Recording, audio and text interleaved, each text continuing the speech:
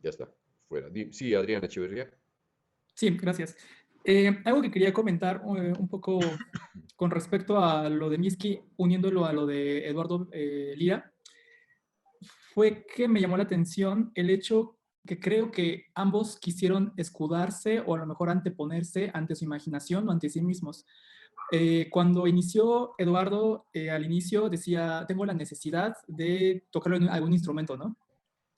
Y en esta ocasión, Stamisky utilizó estos trazos que vio en esta tela para guiarse, como si quisiera un poco esta muletilla para ellos mismos atreverse a imaginar. Y se escuchó muy claro o se ejemplificó bastante en el caso de Miski. La primera ocasión que lo hizo me pareció muy interesante los sonidos, sin embargo un poco mecánico, un poco como si estuviera ya reescribiendo un código. Y cuando lo hizo la segunda vez, se escuchó una plasticidad en la intervención de sus mismos sonidos y creo que es abogando un poco lo que es el principio de la confianza entre nosotros mismos, de buscar una, de más bien aceptar nuestra imaginación, confiar en ella y creo que los resultados que hemos escuchado son sumamente interesantes. Una pregunta que me surge es, ¿qué tanto obstruye la escritura, ya sea el registro, a lo mejor como ahorita lo hicimos con líneas, o abogar totalmente a la memoria? En el proceso de creación la memoria es fundamental. Antes de escribir, eh, escribir y crear solamente cuando se tiene una gran experiencia e incluso la escritura se supone que ya conoce las soluciones y no está enfrentando nada nuevo o parcialmente nuevo, lo cual no enriquece demasiado el proceso. El proceso de estar creando de una manera inicial o iniciática es importante toda la vida.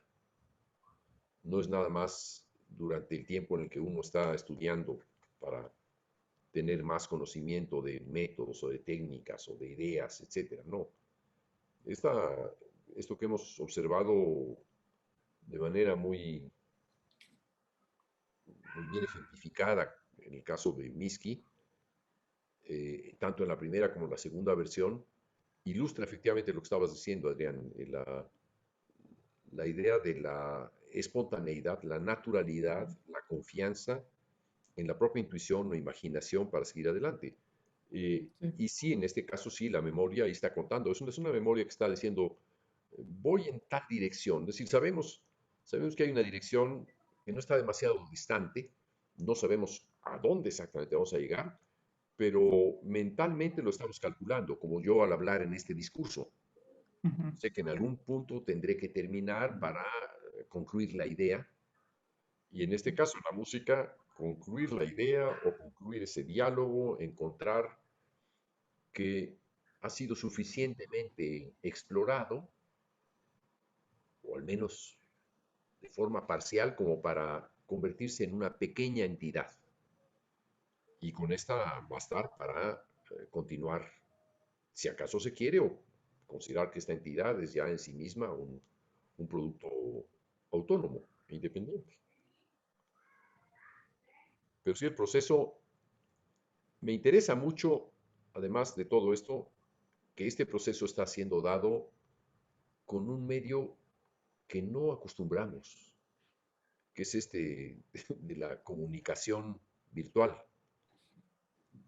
Y desde luego el uso de la cancelación de la imagen y la apertura, como le digo, en cabina de los micrófonos es muy útil y hace que la participación sea distinta, digamos, no hay demasiadas cosas que nos inhiban, nadie nos está viendo, nos están escuchando.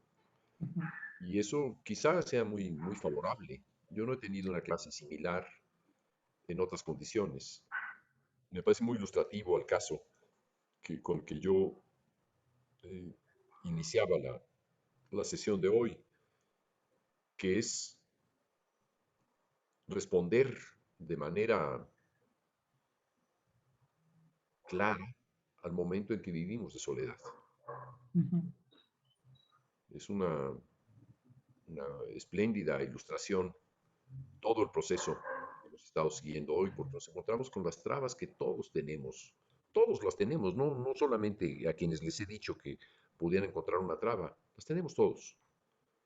No hay duda, no hay duda de que emprender algo que no se conoce nos va a colocar en una condición llena de interrogaciones, llena de dudas,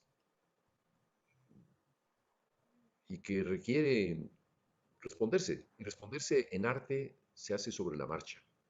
Y si sobre la marcha nos equivocamos, entonces habrá que intentarlo otra vez más. Y la experiencia anterior, la equivocación, nos va a ayudar para que la siguiente vez tengamos una experiencia mejor. Y así sucesivamente. Eduardo Aguilar. Sí, sí, sí. Sí. ¿Me escucha? Sí. Sí, en general yo creo que, eh, a diferencia, por ejemplo, de lo que cantamos primero de Eduardo Lira y lo que cantó Miss Pistola, creo que o bueno, lo que puedo observar en general es que cuando alguien tiene algo dado, como en este caso que todos teníamos dado eh, el estímulo inicial de la melodía de Eduardo Lira, y cuando Miski parte del dibujo, por ejemplo, o bueno, no del dibujo, de trazar en esta tela, dice, ¿no? Tiene, si bien tiene algo dado, el, el plano en el que está, o sea, como no es una fuerza externa a ella, o no es algo que no necesariamente no venga de ella, bueno, viene la instrucción, ¿no? De que dijiste dibujen algo, pero es, no es tan intrusiva, digamos, el estímulo es más bien una instrucción, creo que le permite generar un material más rico, con mayor información, pero lo que yo me preguntaría es, eh, qué tanto esto que se genera es representativo de lo que ella, o toma la información de lo que ella quiere, quiere poner, y qué tanto parte del medio que usa, ¿no? O sea, la tela y el dibujar en la tela, por el simple hecho de pasar el dedo de manera continua en la tela, va a tener todo ese continuo de información, mientras que, por ejemplo, estoy asumiendo, ¿no? Que Eduardo Lira empezó con estos puntos escalonados, teníamos una visión discreta de lo que él estaba representando, que también pueden ser los trazos esenciales, ¿no? O sea, o los puntos esenciales de esa trayectoria que quería poner o que quería visualizar, pero el medio que usa creo que es la observación más, como que más notoria que puedo ver entre Miski, por ejemplo, y lo que se hizo y lo que cantamos primero todos. Y bueno, a su vez que todos, otra observación paralela, ¿no? Que el hecho de no estar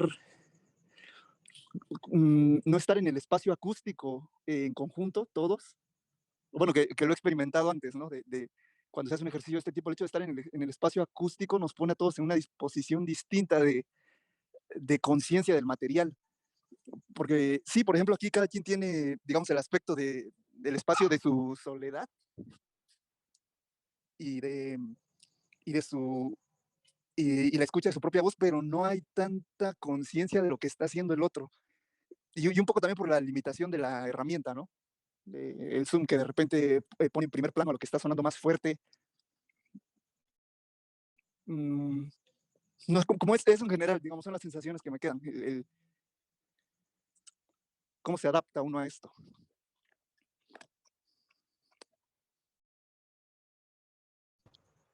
Muy bien, Eduardo. ¿Quisieras decir algún comentario, Miski, respecto a lo que dijo Eduardo? ¿O de lo que acaba de decir Adrián Silva también? Me parece interesante lo que dijo Eduardo de cómo el ambiente en el que uno está puede percibir lo que el otro está haciendo. Debe haber una distorsión ahí que me parece curiosa, me parece enriquecedora, la verdad. Sí, eso. Ya. Eric Nava. Gracias, Miski. Buenas. Igual opinión sobre el trabajo de Misty. Sí, sí. Pues me pareció algo diferente a los que ya habíamos trabajado con el ejercicio que nos dejó y con, ¿cómo se llama este chico? Con Eduardo. Porque los demás eran cantos y Misty me metió estos sonidos que no eran precisamente un canto. Sí me hizo interesante esa propuesta y la verdad es que me gustó mucho cómo quedó el gato de fondo.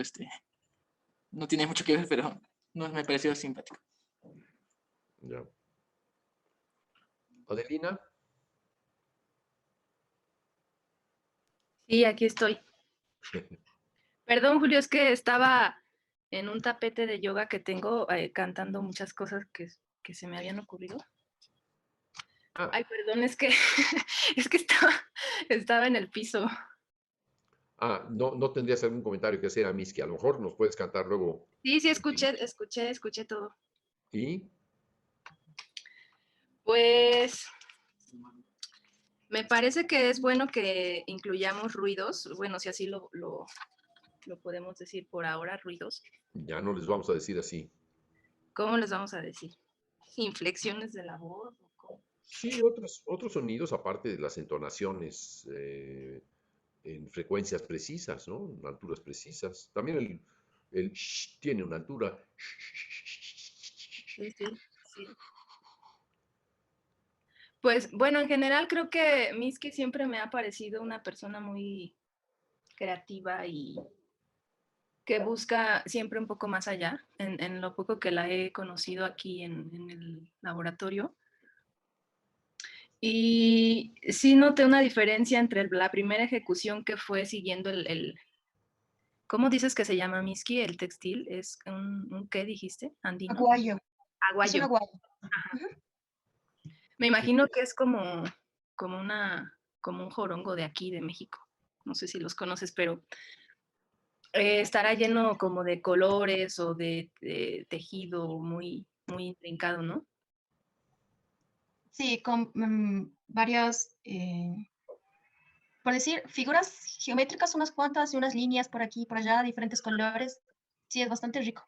Sí, sí, eso noté como, me imaginé más bien el textil cuando lo hiciste la segunda vez porque ya nos lo dijiste, pero no, creo que fue más libre, eh, pues no sé, te tomaste esa libertad de quizá traerlo a la memoria o restos de ese textil en tu memoria, pero no lo seguiste así como tal, tan cuadrado, ¿no? O tan geométricamente. Eh, pues me parece que de por sí tienes una libertad eh, que, pues no sé, desde que te conozco así te siento, ¿no? No tan inhibida ni que tienes problema en expresar lo que imaginas o lo que piensas. En general eso creo y estaría interesante igual, como te digo, o sea, que hubiera seguido a lo mejor unos minutos más y qué tanto de ese textil sigue estando presente en tu desarrollo de principio a fin y qué tanto ya se convierte ese textil a lo mejor en parte de tu imaginación. Y digamos que es solo una inspiración del principio y después ya tejes tú misma otras cosas y te dejas ir, ¿no? Eso puedo decir. ¿Qué responderías, Miski?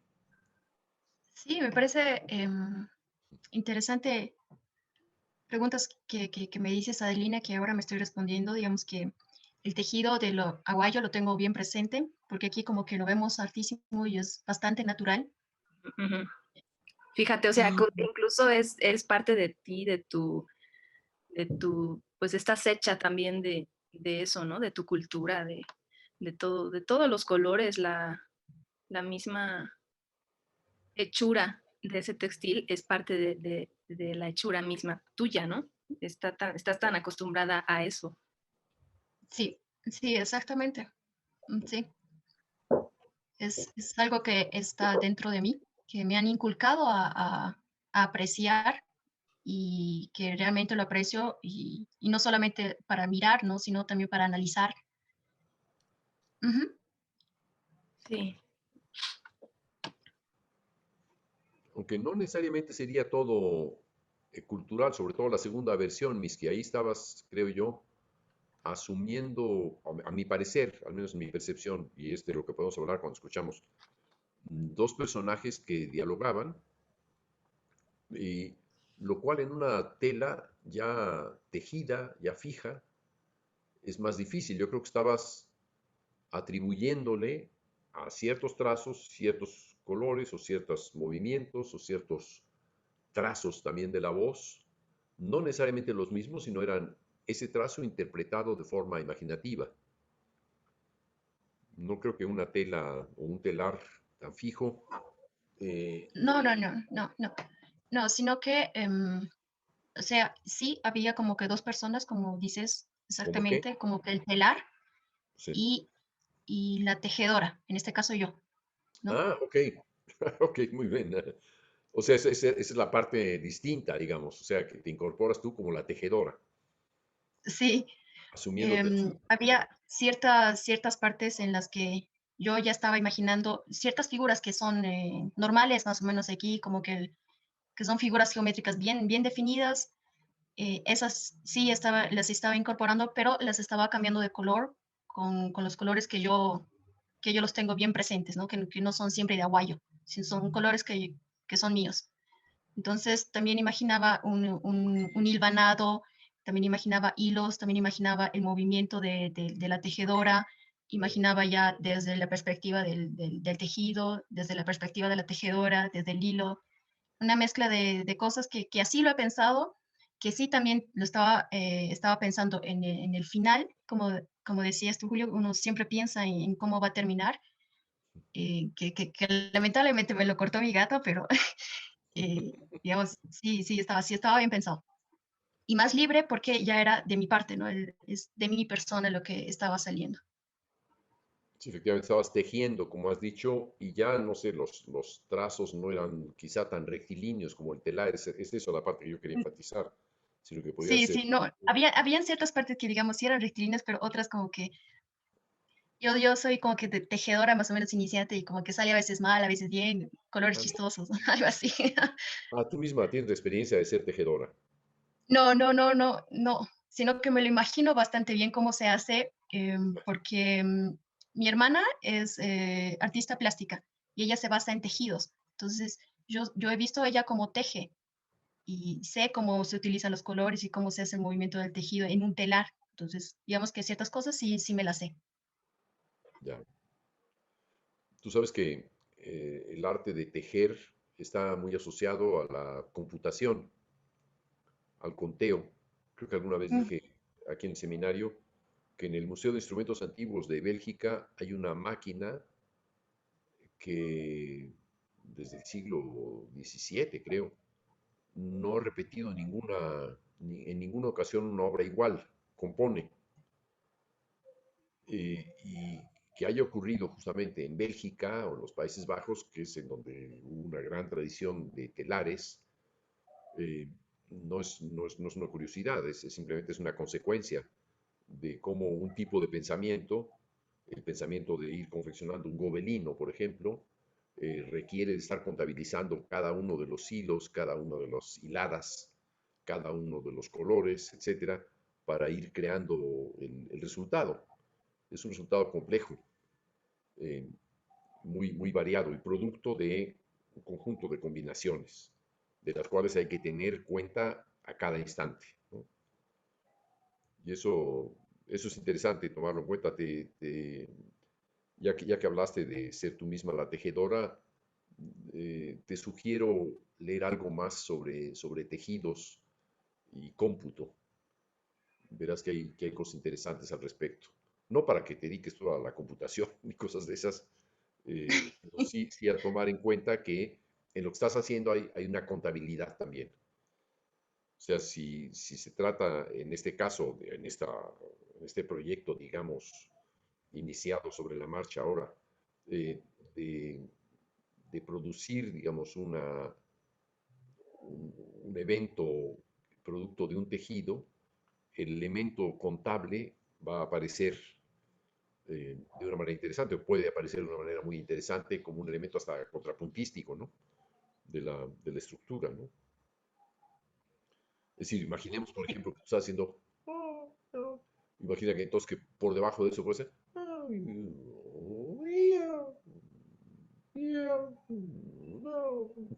Como si el hilo todavía recorriera mientras desapareció la voz, ¿no? ¿Me sigues? Sí, sí. Ok. Bueno, digamos, es pensar que quizá la misma imagen de un telar pudiera tener como textura la memoria de lo que fue hacer el hilo una vez que pasó sobre el dibujo. Y con ello ir creando una textura contrapuntística. Una textura contrapuntística muy libre, ¿no? Pero alusiva a la idea de que este hilo tiene una cierta memoria y se va a recolocar en este otro lugar, ¿no? Ujú. O como si, por ejemplo, este hilo pasa por aquí. Tío, tío, tío. ¿Sí? Como estuviera esperando al momento en que le toca participar. Estoy jugando con la imaginación dentro de tu proposición de crear de forma espontánea, ¿no? Sí, sí, lo entiendo Poniéndolo, bastante bien. poniéndolo en situación de la condición que requiere un tejido. O sea, condición de ir contabilizando. Ahora le toca a tal hilo entrar, ¿no? Y a tal color entrar. ¿Qué hacen mientras esperan? Están ahí. Quiere decir que esto que acabas de hacer tú con tu sola voz, eh, imagina que podría exponerse a 8 voces que estuvieran tejiendo y produciendo finalmente un telar. No es una perspectiva, por ejemplo, de la utilidad del contrapunto en este caso. Lo digo no para ti, lo digo en general para todos como espectadores del proceso, ¿no? Am, aquí hay un compositor que antes venía aquí también a las clases, que era Guillermo, que él hizo una obra, dos obras sobre tejidos andinos. Y Ah, tiene exactamente lo que tú dices, Julio, ha agarrado como el contrapunto del hilar ujú. de los hilos. Ah, mira, pues entonces alguien que piensa exactamente igual a lo que, o sea, pensamos lo mismo frente a un problema parecido, lo cual quiere decir que el Sí, hilo negro de los telares va a aparecer en algún momento siempre, ¿no? sí, bueno, no sabría qué decirte, pero digamos, sí conozco su obra, pero se nota un tejido ahí en su partitura que es medio gráfica, Ya, bastante bonito. ya, muy bien, muy bien. Regina encendió su micrófono, a ver qué nos dice. Sí, con respecto a esto último, ya que está saliendo a flote este tema de los hilos y los tejidos, en una clase de análisis estábamos analizando una fuga de Bach y justamente veíamos cómo todo esto que nos has dicho de los movimientos retrógrados, los que se van cruzando, o sea, desglosamos un poco cómo se iba moviendo las voces y hubo un punto donde llegamos a la conclusión, o bueno, más bien el maestro nos hizo la analogía, es Francisco Cortés, nos hizo la analogía de que a veces las fugas de Bach son como si fueran puntos de cruz, este bordado de punto de cruz, y se me hizo muy interesante porque dije, claro, o sea, es eso, o sea, para mí tuvo mucho sentido, y ahorita que con todo esto que ha salido de que comenta Miski, y también lo que nos estás diciendo de cómo sería un tejido melódico. Y ahora lo que nos dijo Miski de Guillermo, de la obra de Guillermo, como que sí hay una coincidencia ahí en ese sentido. Y no sé, se me hace interesante, como hasta si fuese una especie de arquetipo o algo así. No sé cómo nombrarlo.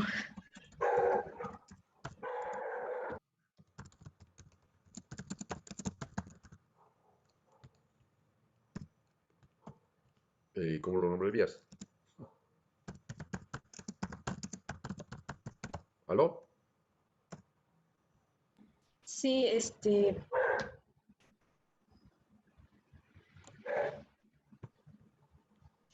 justo, o sea, como esta imaginación de tejer que se puede llevar a tejer o bordar, el simple hecho de cruzar hilos o estar haciendo figuras con hilos.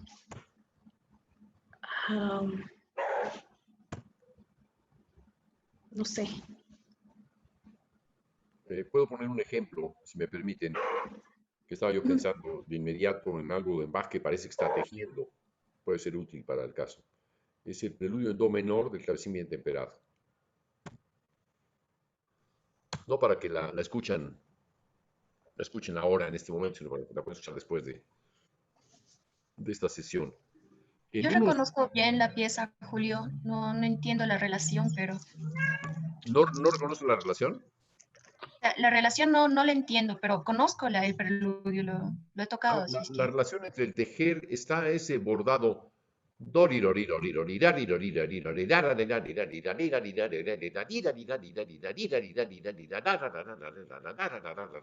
esa parte intermedia que es ta ta ta ta ta ta ta ta ta ta ta ta ta ta ta ta ta ta ta. Es a lo que estoy aludiendo, a la operación de estar bordando en música, o sea, melódicamente se le llama bordar el girar en torno de una altura, ¿no? Con algo contiguo. To, ta, ta, ti, to, ta, ta, etcétera, ¿no? ¿Sí lo entiendes mejor ahora, Missy? sí, lo entiendo mejor, pero no es más o menos la relación que la escucho, ¿no? Esa relación no la escucho en ese preludio, ¿no? Ya, de acuerdo. Bueno, quizá tu noción de tejer es otra. Pero digo, por la asociación de ideas, o la mía también, eh, eh, invoco la idea del bordado, y un bordado casi mecánico por la repetición incesante que a lo largo de este preludio tiene esta figura de estar bordando. eh, tiene tiene una altura inicial que va avanzando por su cuenta, y por dentro, por debajo de esa, una vez que ya fue enunciada, tiene un conjunto de dos bordados que se repiten. La misma figura se repite un par de veces y hace ta, tireri, torireri. Es el bordado. Tireri, torireri. De nuevo, la figura de arriba. Tan, de nuevo el bordado. Tireri, torireri. Esa es la idea. ¿Sí? Sí, le entiendo, pero no la escucho. Ah, Lo bueno, que bueno, yo bien. escucho de ese preludio en realidad es más o menos como una carroza con ruedas de madera que está en un camino súper abultado más o menos y va a toda prisa. Eso es lo que sí siento. Ya. Bueno, pues perfectamente legítimo. Esto que acabas de decir de la carroza y Bach y todo eso, les incito a ver una, una biografía de Bach cuando estuvo en Potsdam, cercano a Berlín, a las afueras de Berlín, en una visita que hizo a su hijo, uno de sus hijos, no estoy seguro en este momento cuál de ellos era, pero mientras estaba como emperador Jorge Federico II, que estaba completamente loco, y la película lo retrata perfectamente bien. Y, en fin, tiene que ver con esta mente de tejedor que computarizaba todos los eventos Bach, ¿no? Y que ilustra mucho ese tipo de pensamiento. Seguramente que les va a interesar. La película está doblada al español, apúntenla, se llama Mi nombre es Bach. Gran película. Bueno, pues hemos llegado al momento. Perdón, Julio, quería Dime, solamente agregar, sí, perdón, quería hacer un dime. comentario brevísimo Sí, claro. con respecto a toda la experiencia desde el inicio hasta ahora. Sí.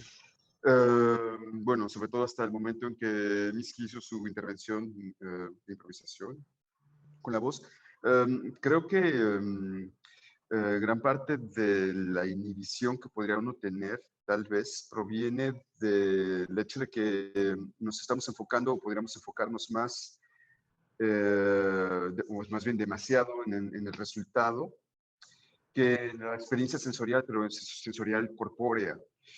em, tal vez si tuviéramos un enfoque que le da prioridad a las posibilidades del cuerpo como caja de resonancia, como el cuerpo en su potencial dinámico, solamente el explorar el cuerpo. Para mí yo veo lo que tú haces, Julio, como una exploración del potencial corporal desde la experiencia que tuviste con la UPIC. Y me parece que si tuviéramos pusiéramos más énfasis en este tipo de experiencia que tiene como objetivo llevarnos a atravesar una frontera, el cuerpo, concentrarse más en la sensación corporal y en la proyección del cuerpo, podría ayudarnos a justamente hacerle cortocircuito a la inhibición.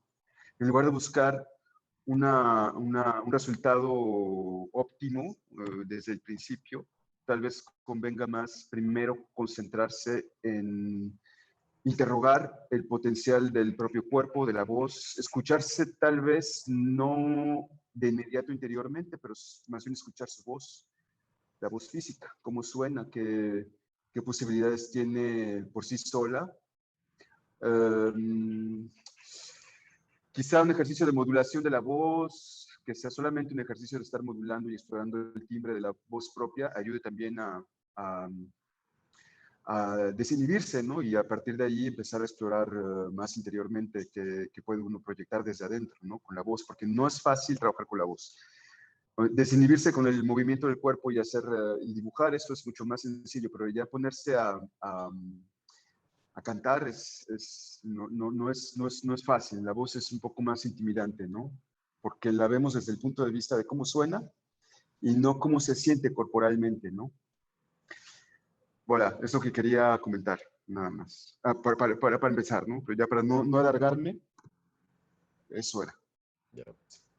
Muy bien, Creo que el cuerpo Mauricio. también el cuerpo también lo podemos ver como el receptáculo y el contenedor del imaginario, ¿no? No es la mente, no es el cuerpo, no es la mente, sino el cuerpo más bien, ¿no? Ahora, No eso estaría sería yo todo.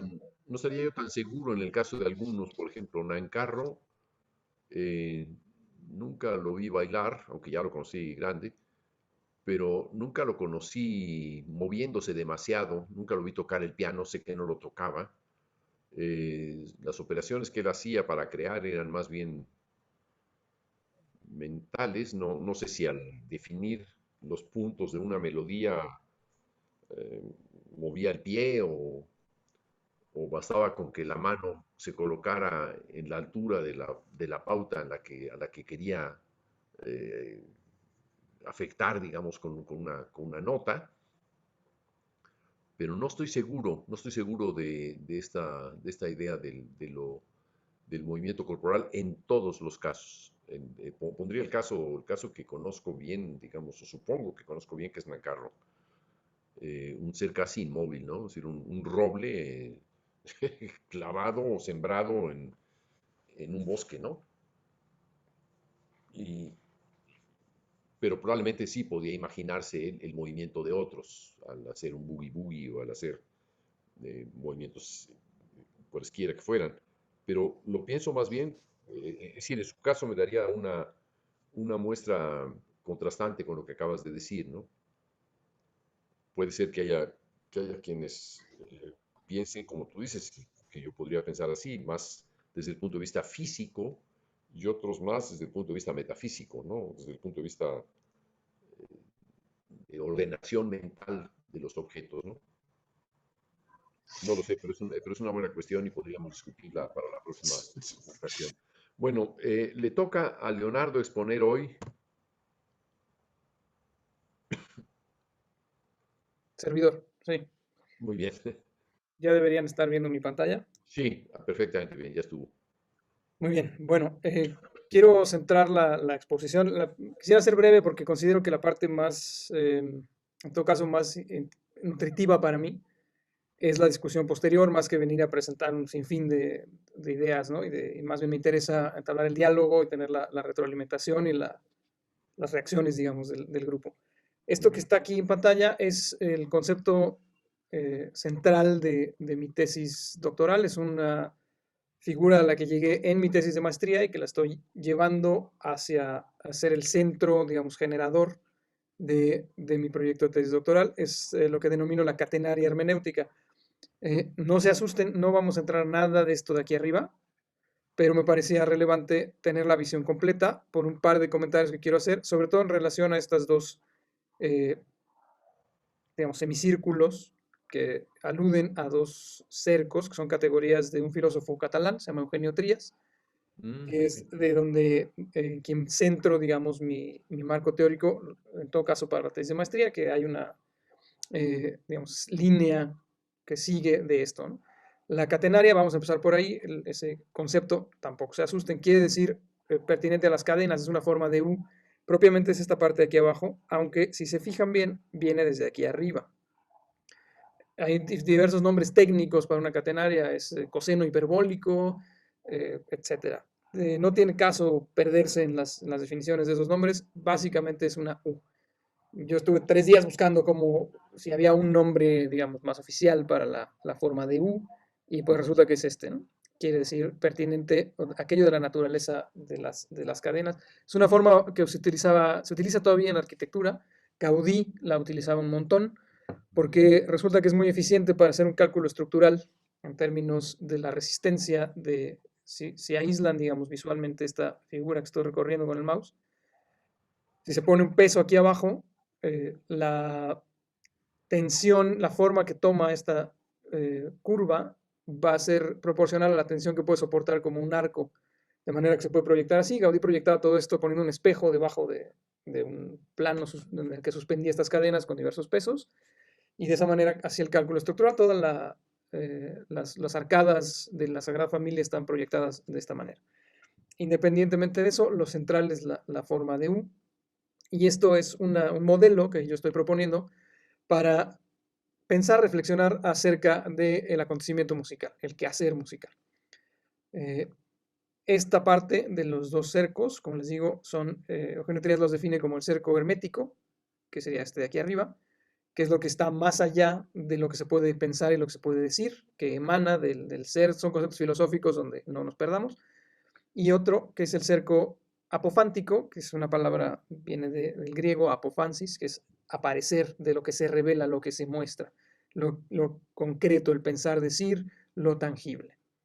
Y no hay una jerarquía, digamos, de arriba mejor, abajo peor, simplemente una distancia de, vamos a decir, lo más abstracto, el nivel ontológico, el autotoón, el ser que es, por eso ontología, autotoón, hacia lo concreto, lo que es específica y concretamente.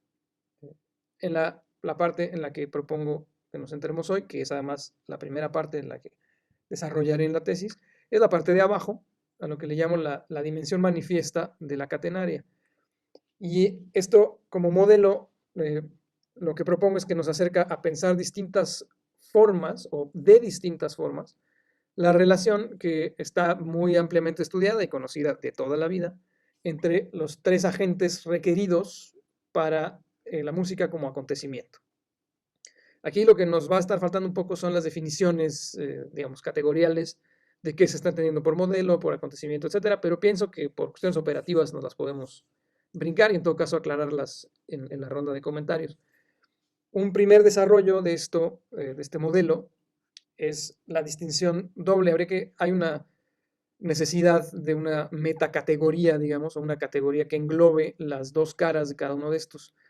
Creo que como músicos lo que nos es tal vez más accesible, y lo he experimentado así en distintas charlas respecto a la catenaria, es la distinción entre intérprete y ejecutante, donde el ejecutante simplemente pues reproduce, ¿no? Obedece, lee y toca con un grado de mayor o menor afluencia técnica de acuerdo a la calidad que tenga como ejecutante. Y mientras que un intérprete tiene que conectar con las dimensiones más profundas de la obra y de alguna manera completarla, rehacerla. Es una interpretación, lo que se escucha, su interpretación de esta obra. Pienso que de forma analógica hay una diferencia entre audiencia y público, y tomando la distinción que me parece muy adecuada, que justo yo estaba teniendo problemas para llegar a ella, y fue cuando entré en contacto con Julio y con el seminario, la distinción entre compositor y creador. Considero que estas 6, o digamos estos 3 pares, son análogos, es decir, la distancia que tienen cualitativa está en exactamente la misma medida y dirección. El intérprete es al ejecutante, lo que el creador es al compositor. En tanto que el ejecutante simplemente reproduce una serie de reglas y de instrucciones que están plasmadas en algún medio, pues el compositor sigue una serie de fórmulas y es lo que a Julio se refiere con pensar en código, ¿no? De igual manera, hay una distinción entre audiencia y público, donde las distinciones son un poquito más nebulosas, pero radica en la distinción más o menos similar con lo que tiene el intérprete del ejecutante. Es decir, la audiencia está involucrada, hay algo de sí que está puesto en la acción de escuchar y de recibir aquello que está sonando, y no nada más que pase, digamos, por su percepción de manera pasiva, o todavía peor, con criterios de expectativas, ya sea de índole, intelectual o comercial o hedonística, o etcétera, ¿no? Es realmente, sería esta la distinción. Luego, un área interesante de discusión es que el aspecto cualitativo no entra en juego entre estas dos categorías, es decir, el intérprete no es mejor ejecutante, y no es que el ejecutante sea un mal intérprete. Puede haber un buen ejecutante, un mal ejecutante, un buen intérprete, un mal intérprete. Es la relación que se establece con el material y con la forma de ser en el mundo, cómo se asume el ser en el mundo como compositor, como creador, como intérprete ejecutante, como audiencia público, lo que va a determinar esta categorización, digamos. Aquí, otra vez la aclaración, no es jerárquico, no es que el compositor y la audiencia estén por encima y sean más que, o el creador y la audiencia sean más que el intérprete, sino que lo que ocurre en el caso del creador, vamos a decir aquí, esto de modelo, insisto, lo tengo que refinar, habrá que poner, bueno, y la categoría que los engloba, sería generador, podría decir reproductor, aquí tengo que refinar todavía estos términos, y receptor. En el caso del generador, sea compositor o creador, más la función, pienso, y la acción del creador, consiste en escuchar primero internamente, y es una escucha que se repliega hacia detrás del límite. El límite es esta región, así le llamo Eugenio Trías, es una región liminar entre los dos cercos. Y el compositor escucha aquello que no se puede decir, aquello que suena detrás de esa frontera racional, digamos. Y lo que hace es una interpretación, interpreta esa escucha, sería en esta sección, esa interpretación, y la plasma en algún medio. Vamos a pensar en el caso más prototípico, una partitura. Esa partitura luego va a un intérprete, aunque hay generalmente compositores que prefieren tener ejecutantes, donde se tienen que seguir al pie de la letra las instrucciones y no hay posibilidad de desviación. Está visto como una afrenta a las normas del buen gusto. No obstante, hay una posibilidad de interpretación, que es compenetrarse con la obra, entender, habitar el espacio de la obra, yo diría cohabitarla junto con el creador, el compositor, y representarla, manifestarla. Yo sostengo que ese es el único punto en el que la música existe. La música pensada, escrita, no existe propiamente, la música debe sonar. Es un fenómeno que suena, no que se piensa tanto, ni mucho menos que se escribe. Y esta es la tensión que anima o que pulsa de fondo en la realidad del ejercicio del intérprete.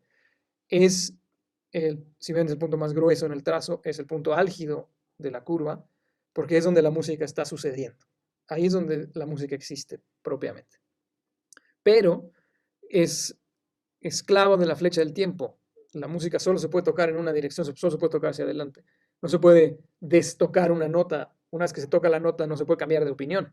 Se puede tocar otra, se puede tener toda otra interpretación, pero esa nota que ya se tocó, como dicen los chinos, la palabra dicha y la flecha disparada son cosas que nunca vuelven, pues la nota tocada está en la misma condición, pienso. De ahí, esa interpretación debe ser recibida por una audiencia o un público para completar el ciclo del acontecer musical. ¿Y qué ocurre con la audiencia? El sentido en la escucha se deriva en sentido contrario, en dirección contraria de la flecha del tiempo. No se construye el sentido instantáneamente conforme se va escuchando, sino con el agregado de lo que se ha oído. De manera que hay un movimiento hacia atrás en el tiempo y en el momento que la audiencia asimila a través de la escucha esto, pasa a ser parte de su imaginario auditivo. Y aquí, por esto, los coloco en el mismo nivel. Tanto la obra para el compositor como para la audiencia está libre de la flecha del tiempo. El creador, el compositor, puede escuchar la música internamente, ahí sí, hacia atrás, hacia adelante, hacia arriba, hacia abajo, hacia un lado, hacia el otro. Puede moverse con una libertad que no es esclava del fluir temporal. La audiencia, de igual manera. Pensemos en piezas que conocemos bien, que podemos escuchar con nitidez dentro de nuestro imaginario y las podemos oír en multiplicidad de direcciones. Incluso hacer variaciones de esto que escuchamos dentro de nuestra imaginación. Si queremos realizarlas, sería otro nombre para la categoría de aquí abajo, el realizador, necesitamos sí o sí recurrir a la realidad temporal, donde las cosas van siguiendo la flecha del tiempo. Luego, ¿qué ocurre con este modelo? Nos permite, o al menos a mí, me permite pensar, y tiene un modelo, pues es justo eso, modelable. Entonces tiene una flexibilidad que otorga la simplificación y la abstracción de este proceso. Por ejemplo, ¿qué pasa si fuéramos a jalar este segmento de la catenaria y acercar estos dos puntos? ¿Cómo entenderíamos ese quehacer musical? Yo pienso, eso es la improvisación, donde el compositor o el creador y el intérprete están, digamos, colapsados en el mismo punto, pero siguen cumpliéndose las funciones de cada uno. Cuando se improvisa, primero hay que escuchar internamente y luego hay que tocar. Esta sería la diferencia entre la escucha del intérprete, por ejemplo, y la escucha de la audiencia. El intérprete vive la realidad de aquello que está a punto de tocar. La audiencia vive la realidad de aquello que acaba de ser tocado. ¿Qué pasa si estos dos se acercan? Y aquí empiezan a surgir preguntas que al día de hoy permanecen abiertas para mí y que pienso tal vez es más interesante que queden como abiertas, y lo que estoy buscando es generar obra que surja o que nazca de cuestionamientos de estos posibles relaciones y correlaciones que me permite abstraer la catenaria. Por ejemplo, ¿cómo es una obra sin intérprete? Aquí la respuesta más inmediata que a mí me surge pues, es la música electroacústica o la música electrónica, acusmática, donde lo que hay en todo caso es una función de ejecutante de lo que va a reproducir la cinta en la que se trabajó. Justo la primera pieza que estoy trabajando para el doctorado es una pieza para pues, cinta, aunque sea absurdo decirle cinta, vamos a decirle fixed media o medio fijo, cinta y guitarra, que estoy escribiendo para mi guitarra eléctrica, y aquí me surgen unos cuestionamientos muy interesantes. ¿Qué pasa cuando la obra tiene estos dos elementos de fixed media y guitarra eléctrica en vivo? ¿Hay intérprete o no hay intérprete? Estoy buscando construir una obra que no tenga intérprete, que sea solamente la acción del creador, pero quiero evitar el que sea improvisatoria. Y entonces, otra vez, aquí estoy exponiendo, digamos, revelando mis dudas internas frente a esta obra. ¿Qué hacer con ese trabajo de la guitarra? ¿Necesito una partitura o no? Tengo que simplemente construir, componer mis instrucciones y memorizarlas y que quede como un registro interno de una obra que es la misma, pero siempre para mí, y queda dentro de esa interpretación de mi imaginario, etcétera, etcétera. Estas son preguntas que tiene un efecto que también me resulta muy interesante. Se mueven desde la obra, es decir, desde la creación, hacia la investigación y no en sentido contrario. Entonces, se está dando un ciclo de retroalimentación y de diálogo mano a mano entre la parte de investigación, digamos, teórica, eh, abstracta, que funciona como un motor desde el que se empieza a generar obra, y luego en el trabajo de creación de esa obra empiezan a surgir preguntas que van de regreso y alimentan y problematizan la parte de investigación teórica. Esto es el primer ejercicio, digamos, que estoy realizando. Y mi interés durante el doctorado es también aprovechar que son 4 años de que tengo este tiempo para revisitar estos primeros cuestionamientos más adelante, ya con más camino recorrido, más resueltos las categorizaciones, las terminologías y la experiencia de haber trabajado en estas obras y qué soluciones llegué a la luz. Por ejemplo, cómo va a ser revisitar esta obra dentro de, por ejemplo, 1 año y medio, 2 años. La haría otra vez, haría una obra distinta, cómo cambiaría, es decir, reevaluar mis propias decisiones a la luz de la evolución que se tendrá durante el proceso de la investigación. Muy brevemente, estos procesos que describí de escucha de lo que el término de Mircea lea del aquello otro, que es completamente distinto, sería este proceso de transmigración, donde aquello rebasa ese límite hermético de lo que no se puede decir, pero se puede escuchar, digamos, se puede pensar sonoramente, hacia lo concreto, digamos, de lo indecible hacia lo realizado, y de regreso, y este proceso de anamnesis que vuelve a integrarse a esta suerte de memoria de la audición. Es como se mueve el ciclo como propongo que se mueve el ciclo del acontecer musical. Y la verdad es que ahí quisiera dejarlo y más bien abrir la posibilidad de diálogo y de preguntas que me parece puede ser más enriquecedora. No sé si quieren que deje de compartir pantalla o prefieren que deje estos dibujillos por ahí. Pues, sería bueno dejarlos, Leonardo. Me parece muy bien concretada tu exposición. Eh, yo tendría, mientras estabas hablando, yo no dejaba de apuntar cosas, no sé si me voy a acordar de todas las cosas, pero hice aquí un garabato enorme en torno a estos 3 elementos que consideras como compositor, intérprete y audiencia, que puedes llamarle también creador.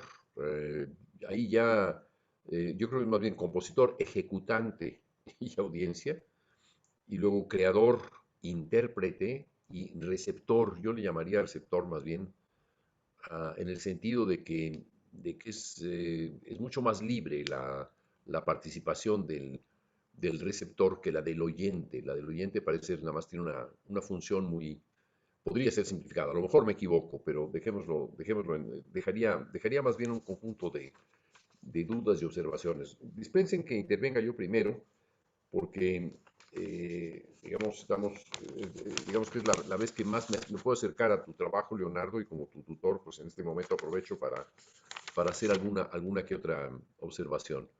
Eh, me parece muy bien los niveles, es decir, que esta forma encadenada que estás mostrando pueda tener 2 niveles, por ejemplo, en el compositor, el creador, el ejecutante y el intérprete, la audiencia y el receptor. Y tus preguntas son absolutamente pertinentes. ¿Qué pasa cuando no hay intérprete, pero sí hay compositor o creador? Pues pasa lo que con Nancarro, es decir, que él mismo fija la obra. Es lo mismo que él es quien interpreta la obra. Claro. El creador se convierte en el intérprete, ¿no? Ahí es otra cosa. Luego, por otra parte, el receptor es también un intérprete. Así es, sí, definitivamente. Eso, bueno, me faltó aclararlo, pero es cierto lo que dices. Por eso la denomino catenaria hermenéutica. La Sí, hermenéutica siendo este proceso de interpretación, es una concatenación de interpretaciones. Esto sí, me faltó mencionarlo, pero sí, es como dices. ya. Hay esa parte y digamos que hay que al mismo tiempo también tenemos en el intérprete, supongamos que el intérprete ya llevó a cabo una ejecución de la obra Y tiempo después, como tú mismo te propones, por ejemplo, el desarrollo de tu tesis, que me gusta mucho la idea de que la vas a hacer a partir no de ideas, sino a partir de tu propio proceso creativo. ¿Qué pasa si el propio intérprete se escucha? Entonces ahí interviene la memoria, interviene la recepción del intérprete en un segundo nivel o en una segunda etapa y observa lo que ha hecho y lo pone en tela de juicio y ofrece una nueva interpretación. Tenemos múltiples casos en música. Me gusta mucho el de Alfred Brendel, por ejemplo, en la ejecución de las sonatas de Beethoven. Creo que tiene 3 ciclos completos de grabaciones, ¿no? Y nos ilustra mucho sobre esa recepción que el intérprete tiene de sí mismo, sobre un mismo autor, ¿no? Ujú. O sea, ahí tenemos otra cosa. Luego estás hablando del compositor y del intérprete. Bueno, esto cuando el compositor reemplaza al intérprete, en realidad lo que está haciendo es que el compositor se apropia del medio, ¿no? Ejerce su acción directamente sobre el medio, al escribir, o sea, para el piano mecánico, o definir en un equipo electrónico o digital, como se quiera, cómo va a ser la obra. Ahora, cuando estás hablando, por ejemplo, de la flecha del tiempo, Ujú. ¿se regresa o no se regresa? En la realidad no se regresa, pero en el proceso de recepción, y en el proceso de imaginación, y en el proceso de creación, incluso en el de interpretación, el regreso de la flecha puede ser muy distinto. Es decir, que puede ser reinterpretado. Ah, el propio Beethoven lo muestra con la sonata patética. El primer acorde, que este acorde en donde innova una técnica que aparece muchos años después, bueno, un siglo después, que es dar un acorde fortísimo y volverlo piano de inmediato. Quiere decir, golpear, retirar las manos y volver a ponerlas encima de las teclas sin producir de nuevo el acorde.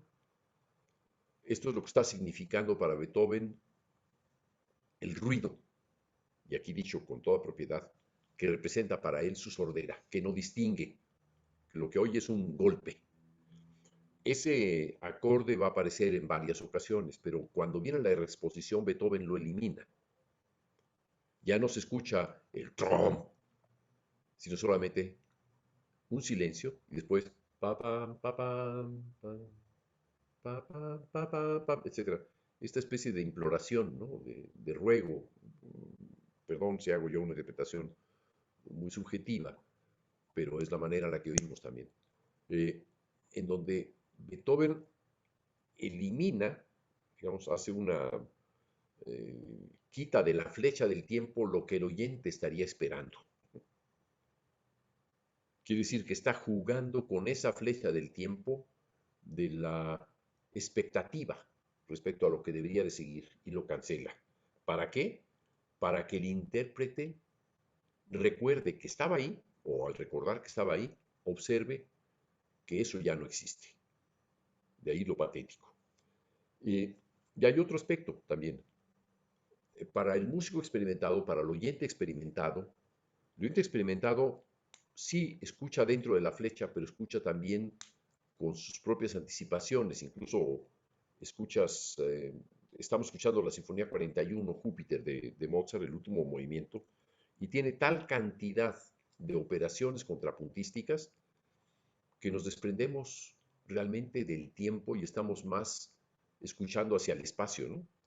Un espacio de orden algebraico en el que nuestra mente está metida en ese proceso, en ese dato. Incluso la creación misma, o sea, Mozart, al estar creando tal configuración rica en transformaciones espaciotemporales, parecería que está deteniendo el tiempo en un pequeño espacio. Sé que es metafísica, pero es un cuestionamiento interesante respecto a esta idea de la flecha china, ¿no? Eh, Luego, hay otra parte que a mí me ha interesado, eh, la relación directa entre compositor y el oyente, o el creador y el receptor, cancelando al intérprete. Una puede ser esa, que el propio autor cree su versión, y la otra, eh, debo de hablar sobre el problema de creación que me aqueja, digamos, en los últimos 10 años, que es, estoy escribiendo una ópera bajo la forma de una novela en la que no hay quien la haga sonar que no sea el propio intérprete, y el intérprete es el lector, porque la obra se escucha en el silencio de cada lector. No hay, no hay interés en que se escuche afuera. Y cuando estamos hablando de escuchar, solamente escuchamos dentro. La audición ocurre solamente en la mente de cada uno. No solamente por la imaginación, sino es que es ahí donde ocurre la mente, ¿no? Ahí hay un aspecto muy interesante que uniría, digamos, que haría esta, esta tripartición de creación, interpretación y recepción, o si quieres audiencia, eh, se unirían finalmente en un triángulo cerrado, ¿no? Es, digamos, es lo que quisiera hacerte como, como observaciones principales. Me interesa mucho, claro, lo que tú mismo estás diciendo, que vas a someter tus propias creaciones eh, que intentan responder a todos los cuestionamientos que haces. Vas según evolucionas en tu proceso de tanto de creación como de reflexión de tesis, que vas a revisar lo que has creado eh, precedentemente, claro, y ya sea que vas a hacer una nueva versión o una variación de eso, o lo vas a lo mejor a eliminar, es decir, eso no me interesó, podría ser. Bueno, no creo que no quieras dejar testimonio, porque sea interesante como objeto de estudio, pero en donde puedes encontrar incluso hasta grandes contradicciones, ¿no? Como resultado. En fin, es muy interesante tu observación porque está hecha a partir de esos tres elementos que son, digamos, los que el aspecto más real o más material y mental van a funcionar en el proceso respecto al proceso de creación. Hasta ahí me detengo. No sé si quieras responder esto o incitar a más participación de los demás. Pues la verdad es que no, o sea, me parecen muy claros todos tus comentarios y no tengo pues nada que agregar. Tal vez, pues sí insistir bueno, insistir. Yo considero que la distinción entre audiencia y público es adecuada. Creo que la categoría que tú pones de receptor sería lo que englobaría a los dos, porque tanto la audiencia como el público reciben. O sea, son dos formas de manifestación de un mismo tipo eh, que sería como de función respecto al acontecer musical. Sí. Pues nada más. Bueno, Sí, yo creo que es muy adecuado también el ejemplo que pones de Nancarrow, no lo había considerado, pero sí, es clarísimo. digamos que el intérprete para mí que es también un receptor de lo que está entendiendo, ya sea de sí mismo, cuando vuelve a escucharse, en una grabación, por ejemplo, o en otra ocasión que escucha la misma versión, una versión distinta de la misma obra hecha por él mismo, o el propio compositor o creador que recibe sus propias ideas, o que recibe, como en tu caso, por ejemplo, lo estás planteando, que recibe las versiones que ha hecho y las revisa, ¿no? Lo que estás planteando en la tesis, que me parece muy bien, insisto. Efectivamente. Entonces ahí la recepción, sí, parecería que estamos en uno de esos universos tipo Escher o acelerándose el Sí, carro, en los que detrás de tal círculo hay otro círculo cada vez más pequeño, y van hacia el infinito. Creo yo que todo este conjunto de observaciones son aplicables, o sea, tu división en tres, tu división tripartita, podría, podría convertirse en una unidad en cada una de esas tres partes. Es decir, el intérprete es también un compositor y es también un oyente. El oyente es también un intérprete y es también un creador, porque de alguna manera el oyente dice, ah, mira, está haciendo lo que yo esperaba. ujú. Es decir, Una colocarnos. especie de fractalización de cada punto. Exacto, exacto, sí. Es decir, cada uno puede producir y producir y producir. Digo, la imagen de Escher creo que te hizo eco inmediatamente. O Nancarrow, ¿no? Si estas aceleraciones que llega un momento en que son a tal punto veloces que se borra el dato, ¿no? Y ya aquello era pera, ni y entonces, ¡prim! Se encuentran la melodía, si quieres, se convierte en un timbre, Ujú. a tal velocidad que ocurre, ¿no? Pero en fin, muy interesante esta figura y además Efectivamente parece aludir también a Gaudí y al misticismo que hay ¿Y en sus al qué, perdón? concepciones, al misticismo Ah, que hay en sus concepciones. Lo digo con todo respeto, la palabra misticismo a mí me parece importante.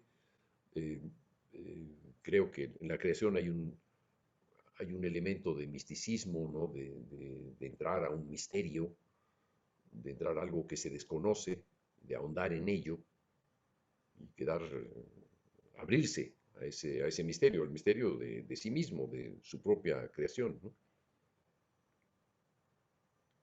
Bien, muy bien, Leonardo. Tenemos que hablar más de esto, ¿eh? sí, pues eso espero. Sí, sí, sí, sí, sí, sí, muy bien. No, me parece muy interesante el punto y además es interesante que lo planteas tú, claro, porque tú eres un creador, llamémosle creador porque te tengo un buen concepto, que al mismo tiempo es intérprete, ¿no? De Sí sí es. mismo. Y al mismo tiempo en todo esto estás manifestando también eso, un sentido de audición, de saber escuchar, de saber atender qué es lo que está ocurriendo en estos procesos tripartitas, ¿no? Me parece muy interesante, porque digo, como intérprete tú tienes que pensar que te diriges a otros, ¿no? Ujú, así es. Entonces, estás colocándote, quizá ahí estás, no sabes si te estás colocando tú al centro como intérprete o al centro como compositor o al centro como oyente. Pero para mí que las tres funciones o los tres elementos son igualmente importantes para ti. Sí, Quizá no tanto para un creador, a veces digo, si te pones a pensar, digo, gente como, por ejemplo, Ravel escribía algo y ya decía, "Ve, ya me olvidé, ya resolví el problema". Y no se le ocurría pensar en los oyentes necesariamente. Ya lo había oído él, ¿no? Y con eso, y lo demostraba bien, ¿no? Además, ¿no? Pero en fin. Bueno, pues muy interesante. Felicidades por la exposición y por el ensayo de acercamiento para el desarrollo de tu trabajo, ¿no? mm, ¿Observaciones, colegas? Yo tengo bueno, tengo más bien preguntas, Leonardo. sí. Diego Jiménez. Bueno, tengo entendido que la catenaria es evidentemente una figura arquitectónica y me causa mucha inquietud preguntarte si, bueno, la catenaria es una especie no, de hecho no es una especie, es una parábola, pero con unas características físicas que están dadas por la gravedad y que tengo entendido que solo puede soportar su propio peso. Entonces mi pregunta es si elegiste la catenaria como una especie de símbolo para que soporta de alguna manera su propio peso dentro de es de esto que estás investigando, estás proponiendo. No, o sea, la catenaria, yo lo que concebí visualmente es el ciclo, el proceso de la música, yendo de lo indecible a lo concreto y de regreso, de forma regular y equivalente, con una U. Y pues me puse a buscar cómo se llama la curva de... A mí al menos en la escuela nadie me enseñó cómo se llamaban las formas de U. Ya. Entonces, buscando encontré el coseno hiperbólico y la catenaria con esta definición que me parece además, un poco por lo que dices, muy adecuada, que es en un campo gravitacional regular, eh, estando equidistantes los dos puntos desde los que cuelga, adopta esta forma, ¿no? Y Claro. no es, yo no diría que es predominantemente arquitectónica, es una forma más bien que aparece en matemáticas, que durante muchos años se supuso que era simplemente una parábola, pero resulta que pues no exactamente, tiene sus propias características.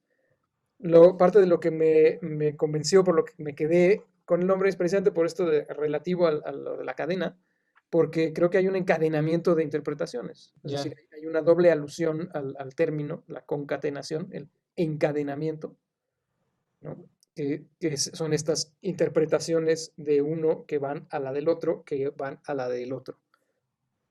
Claro. Y bueno, también creo que en alguna sesión pasada habías comentado que eh, estuviste o estás metido en el mundo del jazz, ¿no? No, Dios me libre, no. ¿No? O algo entonces No, había, pero a ver, déjame te contesto mejor, porque es que fue una reacción visceral, pero es que sí, yo lo primero que estudié cuando era adolescente, digamos, al terminar la preparatoria, fueron 3 años de composición, arreglo e improvisación de jazz. ya, Tuve la sí. fortuna de tener un muy, muy buen maestro, que era muy diverso y muy plural, no era propiamente un jazzista. Y entonces nos abría a los alumnos horizontes más diversos, ¿no? Luego me involucré más en el mundo del jazz, hubo un momento en el que mi maestro de guitarra de plano me invitó a tocar con él y me dijo, ya no vengas a clase, mejor vete a la banda. Entonces estuve 1 año y medio tocando jazz con el ensamble en un quinteto y terminé, bueno, hastiado sería decir un halago. Y salí y muy, muy cansado, muy harto de la caricatura me parecía que el jazz era una caricatura de sí mismo y yo era, en ese momento, tenía 19 años y estaba tenía un apetito muy grande por el universo de la improvisación a la que yo en ese momento me refería como improvisación real, donde no sé qué va a pasar y vamos a tocar y responder musicalmente ante la incertidumbre, Claro, además de manera colectiva. Y lo que me encontraba una y otra y otra y otra y otra vez en el mundo del jazz es que, por un lado, no se respeta la pieza, ¿no? La pieza es una excusa para llegar a los solos, y los solos es la única instancia donde hay un asomo de improvisación que tiene que seguir una serie de códigos y de reglas y de normas que irónicamente son más rígidas que las supuestas reglas rígidas que los jazzistas critican de los clásicos. claro, Entonces, totalmente. bueno, pues salí huyendo y encontré un refugio que me pareció natural en el universo de la música contemporánea. Y ahí empecé a estudiar composición y también tuve la gran fortuna de tener una excelente maestra en la licenciatura que igual nos abrió a los alumnos horizontes bastante diversos. Sin negar, además, sin descalificar mi formación, digamos, mi background como alguien que venía de la música vernácula, ¿no? Del jazz, que no ha sido el caso siempre con otros maestros que he encontrado en mi formación. Claro. Bueno, es que sí recuerdo que lo habías dicho y me hace mucho sentido que tengas esta inquietud por difuminar cada uno de estos elementos, bueno, no son elementos porque son actores, pero cada uno de estos actores dentro del proceso musical, ¿no? Y justamente cuando dijiste qué pasa cuando jalamos al compositor del intérprete, que si jalamos esta cadena, ¿no? Y juntamos más este compositor y el intérprete, creo que viene de ahí, ¿no? De esa primer formación del jazz, donde el intérprete es, de alguna manera, digamos compositor, ¿no? No creador, sino se suma a o se unen un poco más estas figuras. Y bueno, eso sería en cuanto a todo. Me gustaría mucho saber qué es todo lo de arriba. Eso me parece muy interesante, pero quizás sea para otro momento. Y es una plática, digamos, un poco más larga, pero ojalá tengamos ocasión porque a mí me gustaría mucho también hablar de ello. Una pregunta adicional aquí, perdón, que se me olvidó añadir, Leonardo. Cuando estás hablando del compositor o del creador que elimina al intérprete, hay otra posibilidad también, y es que cuando el creador realiza en vivo la obra, yo quiero distinguir ahí la noción de creación en vivo que yo propongo desde hace 25 años, yo creo, de la de improvisar. Improvisar se tiene una memoria de eventos, se sabe qué es lo que se puede hacer, se conoce perfectamente bien lo que se va a hacer, incluso se tiene hasta un plan para improvisar. O si no se tiene, se improvisa el plan, ¿de acuerdo? Pero hay un proceso distinto que es para mí muy novedoso, que yo discutía incluso en los últimos días de su vida con Stefano Scodanibio. Yo le decía que quería ir a Macerata, su festival, para verlo por última vez, pocos días antes de que muriera Stefano. Yo creí que iba a durar meses, pero no. Y el festival estaba dedicado a la improvisación. Yo le dije, yo propongo algo distinto. La improvisación es eso, es recrear algo que ya se conoce. Decía Stockhaus, un arsenal de efectos, de fórmulas, de actividades, etc. Mientras que la creación en vivo es colocarse al desnudo frente al proceso mismo de crear. Y se dio el caso que, pues al enterarme del fallecimiento de Stefano, aquí en Cuernavaca, que había aceptado además Stefano que sí, que fuera yo al festival para mostrar qué es lo que yo entendía por creación en vivo, eh, me presenté en el festival luego de una semana de ensayos a puerta cerrada durante todo el día con 8 contrabajistas. Yo no tuve idea de qué era lo que íbamos a hacer. Ellos tampoco tenían idea de lo que íbamos a hacer. Y lo que me puse a hacer fue explorar el instrumento con toda libertad. Los intérpretes me decían, oye, aquí tengo este efecto. Decían, no, por favor, no quiero saber nada de ese efecto. Lo que quiero es inventar aquí, como si ignorara todo.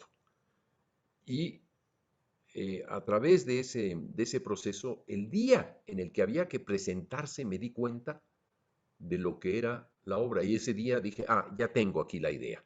Entonces ensayamos y salió el resultado final. Y la obra se llamaba Bajo el Volcán, que era la obra que más le gustaba de literatura mexicana a Stefano Scodanibio.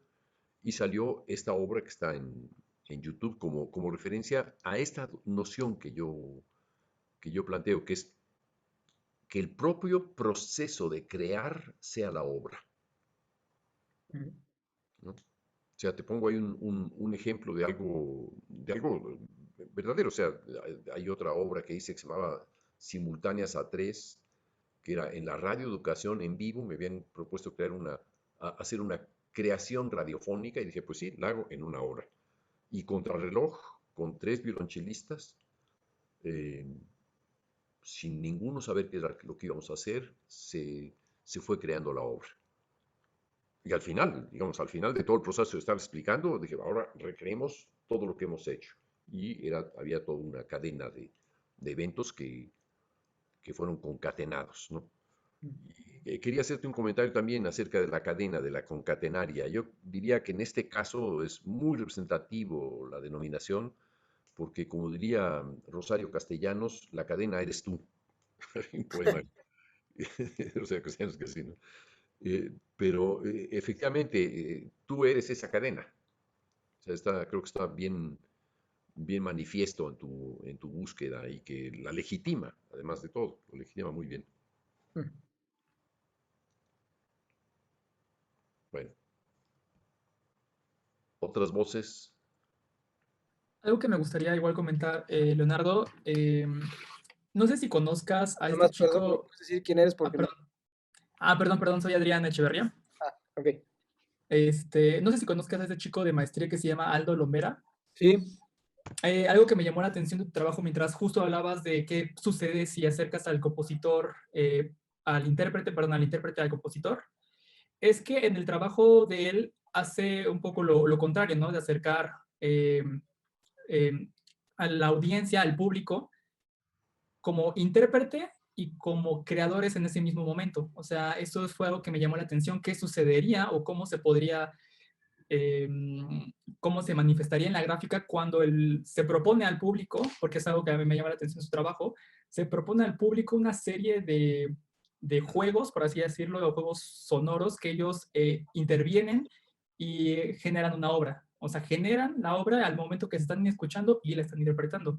Es algo que me llamó la atención cómo podría figurar, ¿no? En este planteamiento que estás pensando. Ese caso, yo estuve en un concierto al menos, no sé, a lo mejor era el mismo en el que tú fuiste, fue en el espacio este que gestiona Jorge David García. Exacto, el de Resonancias. Resonancias, sí. Exactamente. Pues bueno, yo estaba en esa audiencia y justo me pareció un ejemplo muy claro de jalar este lado y convertir o correlacionar al intérprete y la audiencia. La idea de la composición, de la creación estaba ahí y no había injerencia realmente de la audiencia en la composición, sino en la interpretación de la información que los compositores estaban dando de manera muy críptica, digamos, pero ellos estaban proveyendo todo el material, los juguetitos y los ruidos, y ellos asignaban a quién le daban un juguete o el otro, y etcétera, ¿no? Ese para mí era un muy buen ejemplo de un caso en el que eso sucede. Hay también obras de una excelente compositora, que es Paulina Oliveros, Ujú, que establece también estas relaciones donde la audiencia se vuelve el intérprete de la obra. ujú. Ya, sí, era lo que me surgió dudas. Escucha, igual como Diego lo mencionó hace un momento, el conocer un poco más de lo que está arriba sería interesante quizá para otra ocasión. Y una pregunta rápida, ¿en qué etapa estás ahorita del doctorado? O sea, ¿vas iniciando a la mitad? Voy empezando, voy en el primer Ok. semestre. Ok, no, pues, me gustó mucho tu participación y pues espero después podamos igual escuchar más. Gracias, que así sea.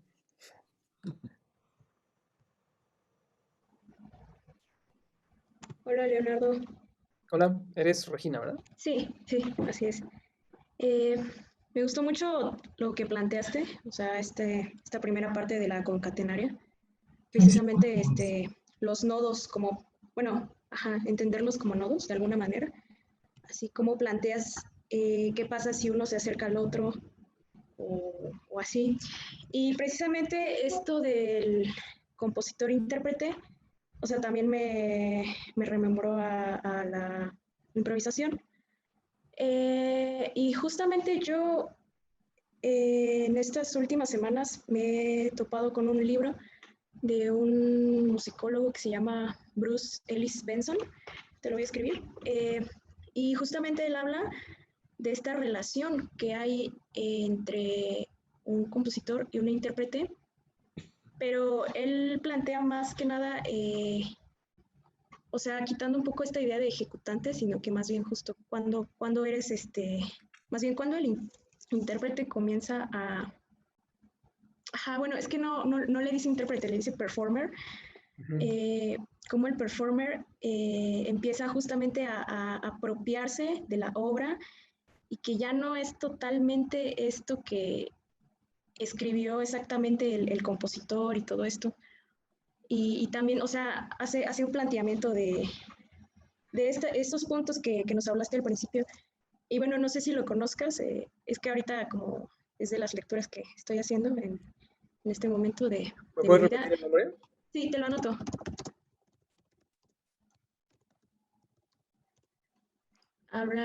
¿Cómo se llama el libro? De hecho lo tengo aquí, si quieres te lo pongo en el chat. Ah, pues estaría excelente. Sí, sí, hay un término que emplea precisamente el Werktreue del alemán y que ahí justamente habla de quién es, o sea, justamente de quién es la obra, si del compositor o del intérprete, cuando ya se la apropió y ya la está traduciendo. Plantea una discusión bastante interesante, entonces creo que te puede interesar mucho y nada, se los comparto aquí ahorita en lo que cargan mis archivos. Muchas gracias, Regina. Sobre el Werktreue hay un trabajo publicado en Pilacremus, Leonardo, de Grisel McDonnell, que es parte de su doctorado en semiótica en la Universidad de Finlandia, de Helsinki. Te podría interesar también. Yo estoy pensando en algo que alguna vez se me ocurrió también, que es esto, ¿qué, qué puede hacer, por ejemplo, un grupo de música antigua interpretando el do de Terry Riley? ¿Cómo harían ellos el do de Terry Riley? Es decir, ¿cómo sonaría esa obra, ¿no? O cómo sonarían cosas así de conocidas, ¿no? Sobre todo tan distantes en el tiempo. Es otro ángulo también, ¿no? Dentro de lo que estamos hablando. Y me parece muy acertado la observación de Regina al caso, ¿no? Ujú. Yo creo que esa es toda la diversidad y precisamente el campo de la interpretación. Gilbert Durand, que es otro de mis autores de marco teórico, equipara a la hora de la imaginación simbólica y de una cosa que comparten el símbolo con la música. Dice que es que no se traicionan al interpretarse, sino que por el contrario, requieren de múltiples interpretaciones porque nunca terminan de revelarse por completo. El símbolo siempre, una de sus características es que siempre se repliega sobre sí mismo al mostrarse. Y él dice, y yo tiendo a estar de acuerdo, que la música es igual, no es posible acceder a la totalidad de una obra nunca. Y es necesario reinterpretarla y reinterpretarla y reinterpretarla. En ese sentido, en el proceso de registrar, por más minucioso y exhaustivo que sea el trabajo del creador o del compositor, en algún medio siempre hay algo que se escapa y ese algo tiene que ser completado ya sea por el intérprete o por la audiencia.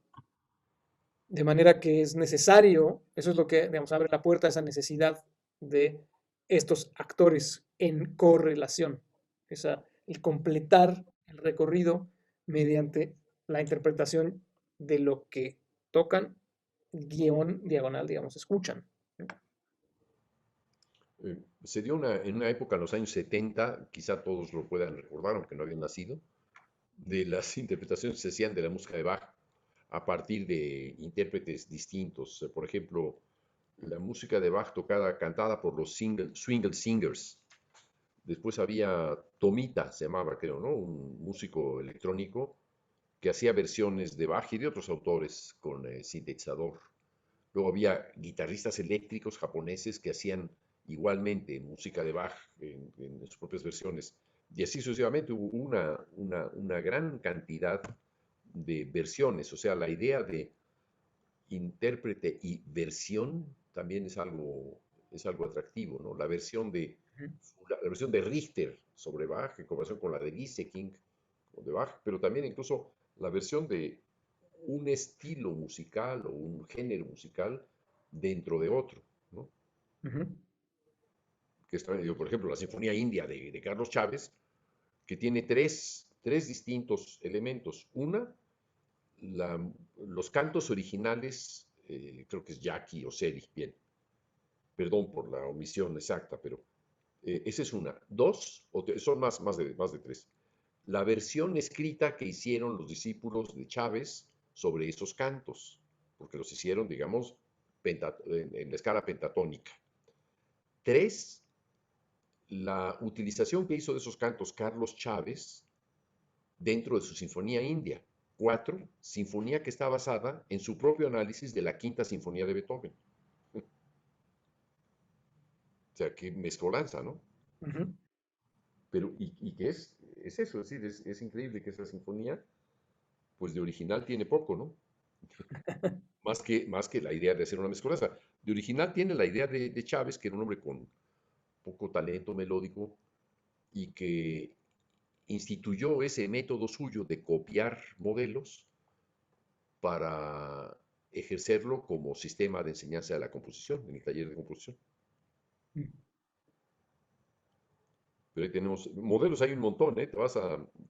Se te va a hacer una lista abundante, ¿no? Copiosa. Sí. Sí, definitivamente. Bueno, parte de del interés que tengo con justamente el modelo de la catenaria es que funciona como un lente a través del cual observar estas, pues prácticamente infinidad de posibles variables. Y efectivamente no pretendo hacer un catálogo exhaustivo de cuántos ejemplos hay de cada una de estas cosas, pero sí tener una inclusión suficiente para decir, bueno, estos son ejemplos que ilustran estas situaciones. Y en ese sentido, pues me son muy bienvenidos y muy gratos estos referentes que plantean. En realidad creo que una forma de verlo puede ser estudiar la combinatoria de estas bases, ¿no? De estas tres bases. Puede ser, sí. En realidad son 6, ¿no? Sí, son 6, sí. Exacto. Porque se puede tener, y hay preguntas también, por ejemplo, bueno, ahora voy para allá, pero se puede tener una obra con creador, ejecutante y público, y todas, o sea, las combinatorias de esto, como dices, pues ya es... son 24. ¿No? Es un 24 si el público participa en el proceso de creación. Así es. Son dos creadores, ¿no? Así como dice Paulino Oliveros, claro, que es un Así caso es. especial, ¿no? Y, por ejemplo, otra pregunta, la pongo un poco como provocación también, un poco por la hora, para no alargarnos, pero si es posible, o sea, ¿cómo es una obra sin compositor o una obra sin creador? ¿Es posible? ¿Se puede componer, se puede crear algo sin compositor, sin creador? Si sí es posible, ¿cómo sería? En fin, todas estas preguntas son las que en mí actúan como grandes estímulos de de ese imaginario musical. Es un poco, parafraseando un poco lo que decía Julio de Ravel, es el problema a resolver, es el estímulo de, no sé qué es eso, pero me estimula enormemente pensar sonoramente al respecto. Esta incitación tuya a pensar que no haya compositores despierta mi guillotina. Digo, yo no considero a los grandes creadores en la historia de la música como compositores, ¿no? Vamos, no, ni Monteverdi, ni Bach, ni tantos, ni Matheson, ni los cantos gregorianos, ni tampoco, en fin, ni Beethoven, ni Schumann, ni Schubert. Entonces, me parece compositor Mendelssohn, ahí sí. Bueno, yo estaría de acuerdo, sí. Sí, hay ciertos autores de la música contemporánea, está lleno de compositores, ¿no? Lleno de compositores. La música mexicana contemporánea está llena de compositores, ¿no? De creadores, pues es raro que haya tanto riesgo, ¿no? Todo el mundo va mucho a la segura, ¿no? Pero incluso, no solamente la música mexicana contemporánea, sino la música del mundo contemporánea está llena de compositores. Es decir, gente que entre sí se copia, hay un catálogo, digamos, de ocurrencias al cual se recurre y todo el mundo está en la misma corriente, ¿no? Eso sí incita a esta guillotina estética, ¿no? Sí, sí. De la cual soy el primer afilador. Oye, Leonardo, ya nada más una pregunta. Dijiste que este modelo lo sacaste de Eugenio Trías, bueno, parte de él, ¿no? Está inspirado, digamos, Ah, basado en el trabajo que hice con el Sistema de las Artes de Eugenio Trías, que lo exponen en el libro Lógica del Límite. ok. Yo lo desarrollé más y lo correlaciono con lo que expone en la Edad del Espíritu y lo que refiere al acontecer simbólico. Yo establezco en mi tesis de maestría que el proceso musical sigue la secuencia que Trías le adscribe al acontecer simbólico, en sus 6 categorías. Ujú, Y esto es una aplicación de el concepto de los conceptos de límite, de cerco hermético, cerco apofántico, ujú. y que presenta a Trías, y luego cómo lo desarrolló el que fue mi tutor de tesis de licenciatura, el doctor Manuel Abaniegos, Ujú. en la representación gráfica. Es una aplicación y un desarrollo específicamente hacia al universo musical, porque Trías lo presenta un sistema de todas las artes, y en su relación con estos cercos, yo lo aterrizo y lo llevo específicamente hacia, digamos, La el música. área que es la mía, ¿no? La música. Ah, ok. Gracias. Por cierto, Eugenio Trías estuvo en México a 10 años a presentar su libro de música contemporánea, algo así.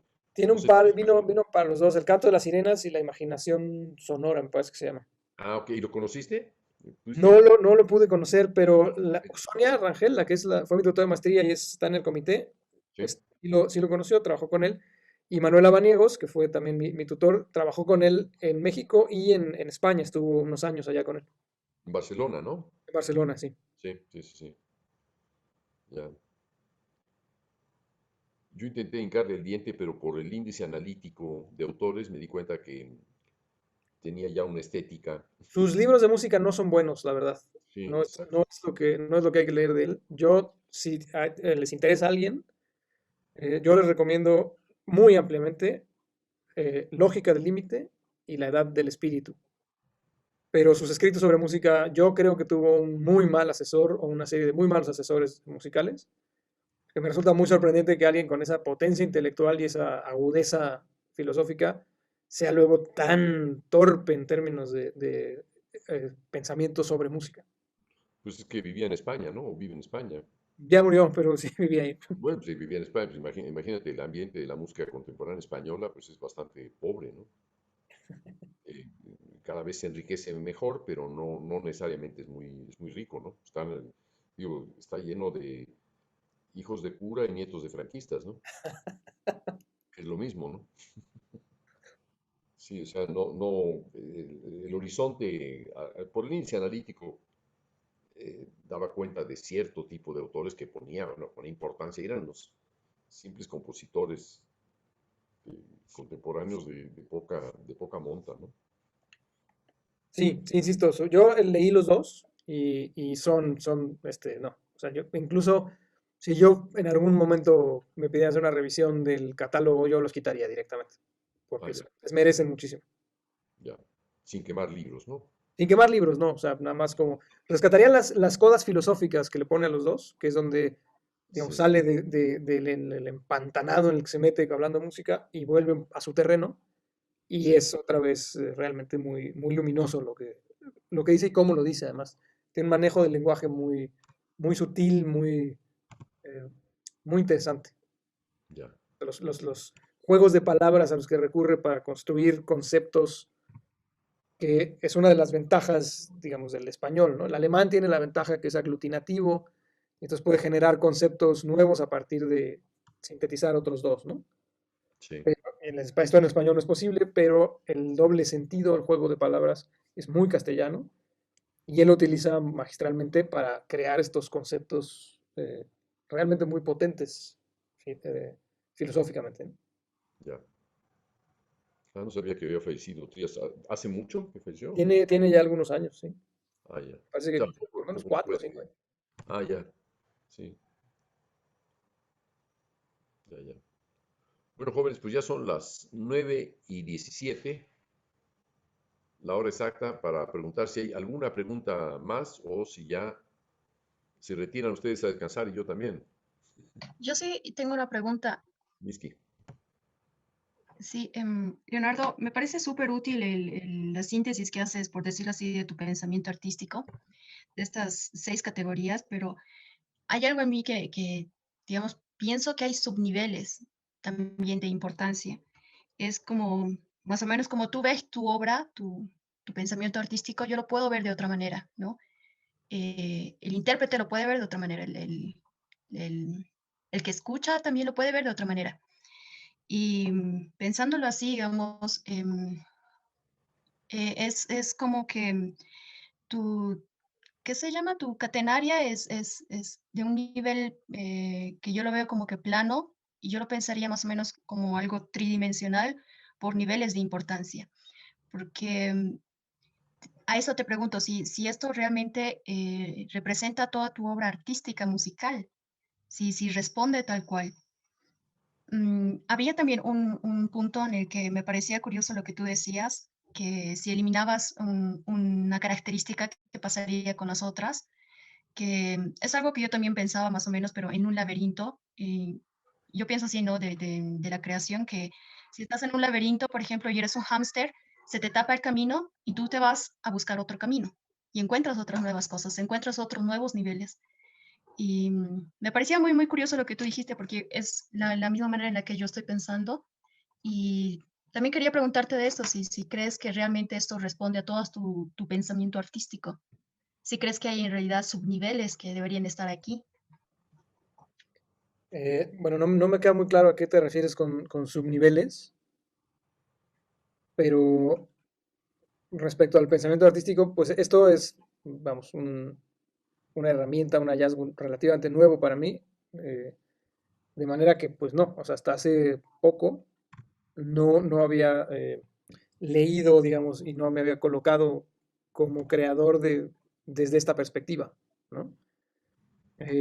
Mi interés es, de hecho lo tengo planeado como cierre de la tesis de maestría, el último bloque, es hacer un postulado estético ético, que es decir, yo en esto creo, esta es mi consideración, mi concepción de lo que implica ser artista en el mundo, es una forma de ser en el mundo y la ejerzo desde esta perspectiva, ¿no? En esto creo. Y es una andamiaje, digamos, una cimentación de una estética propia que nace de estas inquietudes de una voz personal.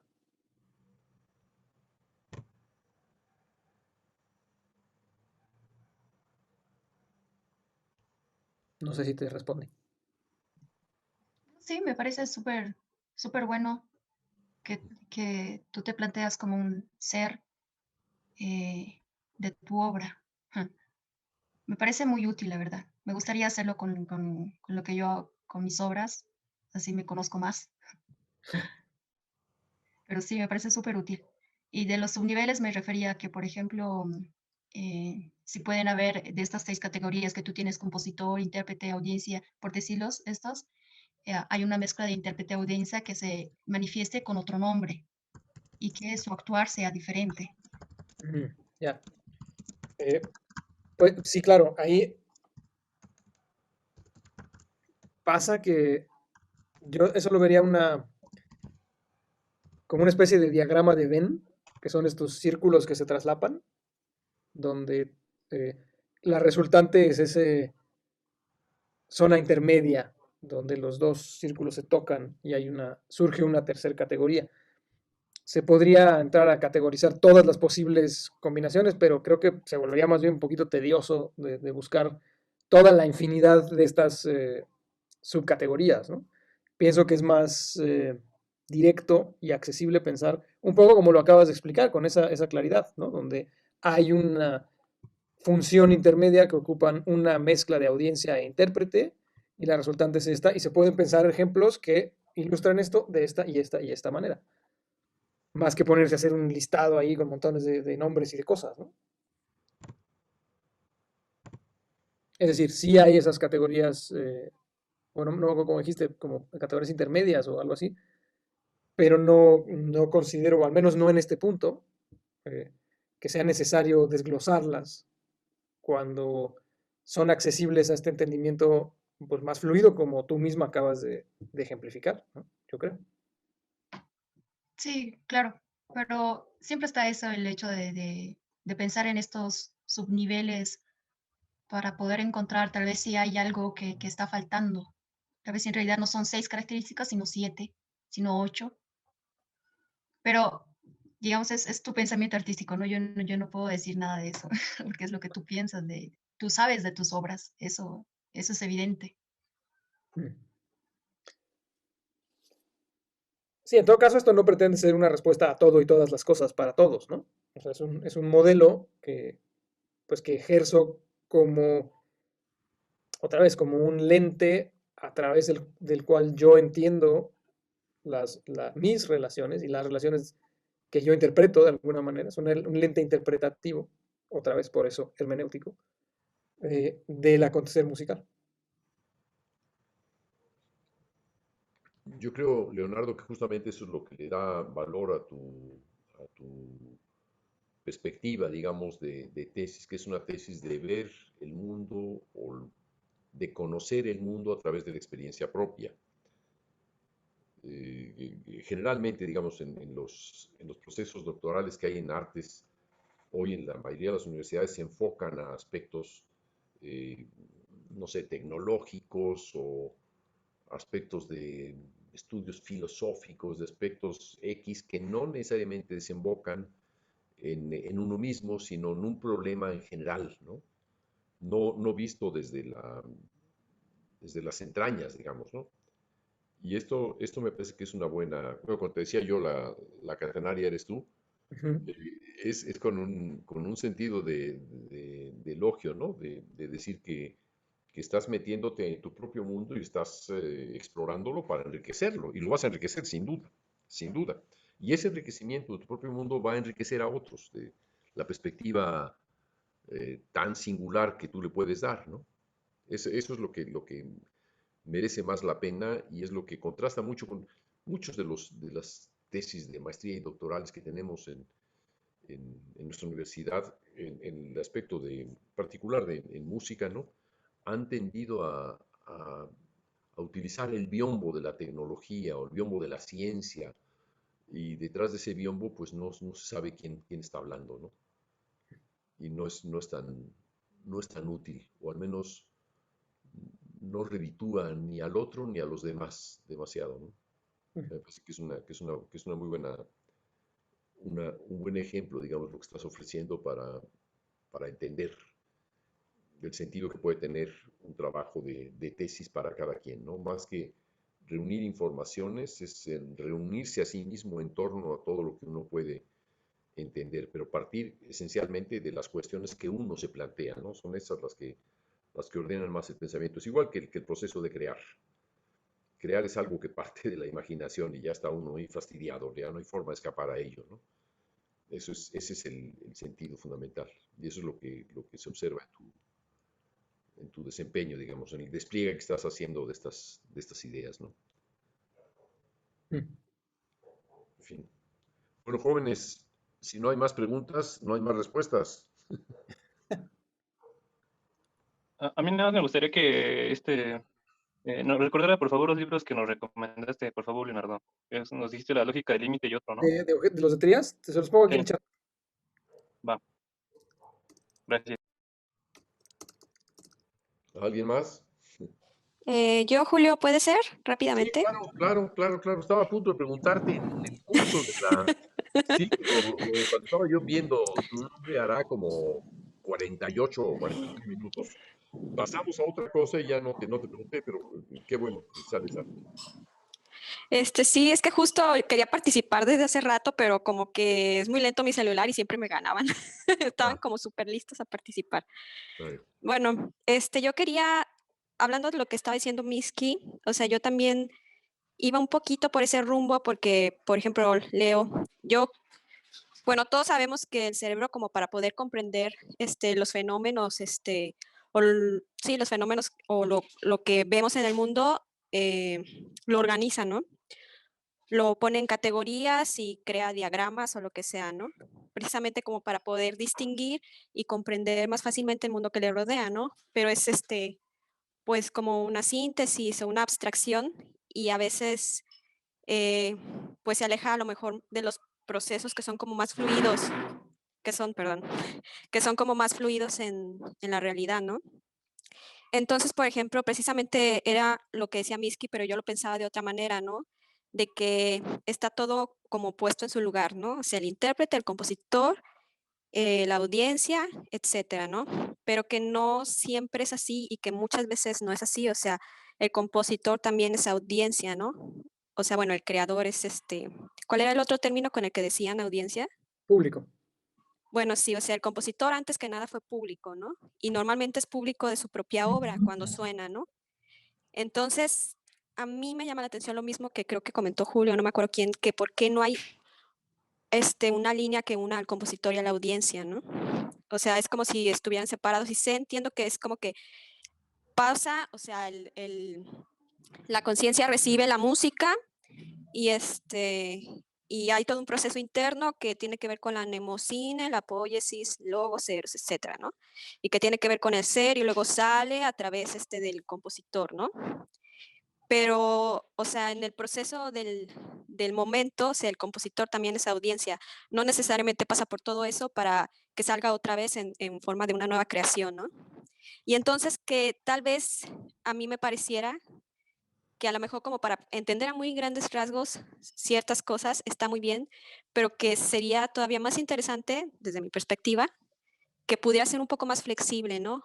O estar más conectado y de que precisamente el intérprete se pueda acercar a la audiencia o puede ser intérprete y audiencia, que eso está conectado, pero compositor y audiencia no lo veo conectado directamente, ¿no? Y aunque no nos explicaste lo que había arriba y etcétera, también me salta un poco que por qué el logos y el ser no está conectado, ¿no? O el eros y el logos, etcétera. O sea, porque hay esas desconexiones. Si es a propósito o qué, porque me parece que siempre hay relaciones, o sea, en todo lo que nos constituye como seres, pues hay unas relaciones, ¿no? Y de ida y de vuelta.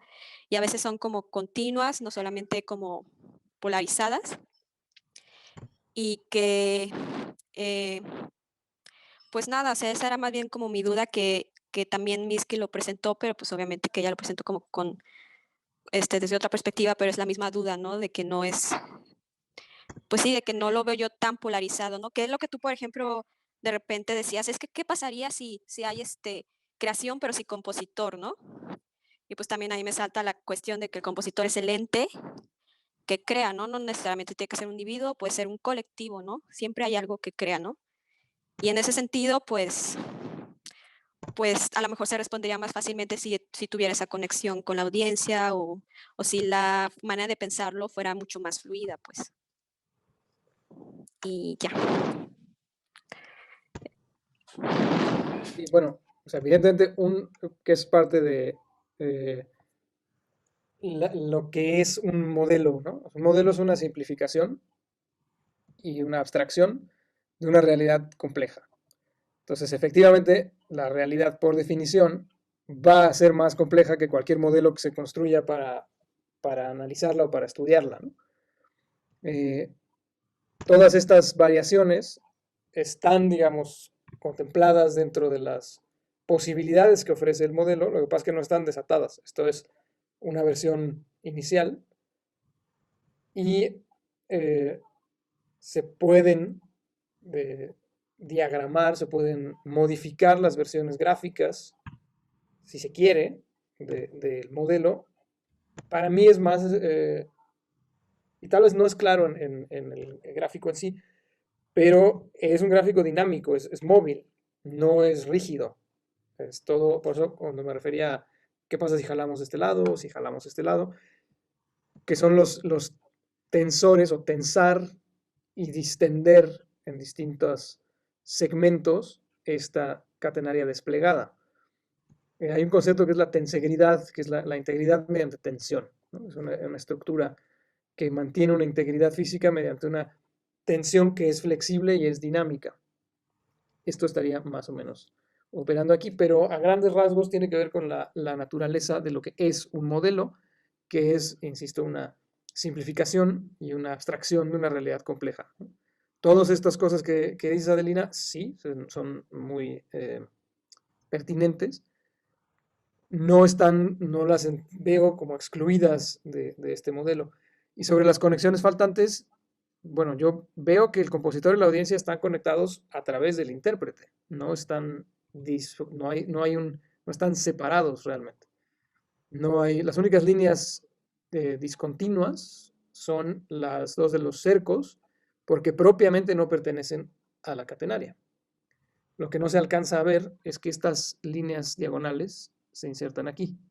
Entonces, en realidad, no hay desconexión en todo el gráfico. Se podría trazar sin despegar la pluma del papel. Son recorridos que siguen, a falta de mejor término, por ahora vamos a decir la información, ¿no? Ok, bueno, en primer lugar, soy Chanti, no soy Adelina. Ah, perdón.